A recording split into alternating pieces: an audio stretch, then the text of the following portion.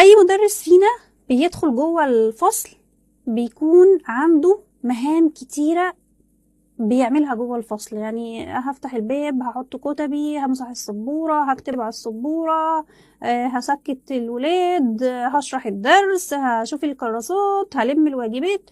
فبقى عنده مهام كتيرة جدا جدا جدا بيعملها.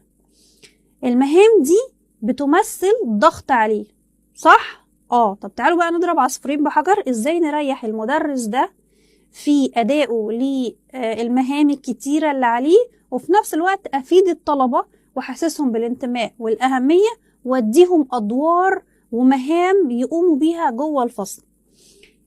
قيامهم بالوظائف دي هتخليهم يحسوا إن هم مهمين، مسؤولين، قادرين على تحمل المسؤولية، وفي نفس التوقيت هيبقوا حاسين بالانتماء جوه الفصل بتاعهم وجوه المدرسة بتاعتهم.